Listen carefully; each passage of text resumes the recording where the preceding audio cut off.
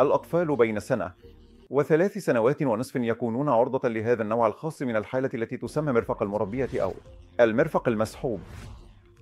الساعد هو هذا الجزء من الجسم يسمى الساعد. هنا يوجد عظم يسمى رأس الكعبرة.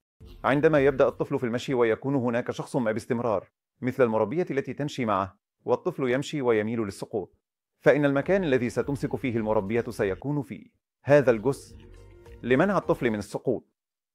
وما يحدث بالضبط هو أن المفصل هنا يخرج ببساطة، ويتم إحضار هؤلاء الأطفال إلى طبيب عظام متمرس يمسك الساعد ويديره، ويعيد رأس الكعبرة إلى مكانه، ويعلم الوالدين بعدم الإمساك بالطفل من المعصم لرفعه.